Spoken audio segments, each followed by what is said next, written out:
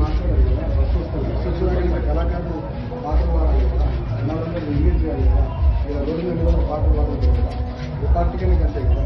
ఇప్పటికీ అదే sir. But అంటే యాక్ట్ ఎంపీసీ యాక్ట్ ప్రకారం తీసుకుంటే బాగుంటుంది. స్టేజ్ తీసేది స్టేజ్ ఇవన్నీ కూడా తీసుకొచ్చి అయినా రోడ్డు మీద రమ్మని స్టేజ్ తీసుకుని మంత్రి గారు పక్షాలు తిరుగుతున్నారు, పర్మిషన్ ఇక్కడ మీటింగ్ ప్రాబ్లం లేదు సార్. Act MPC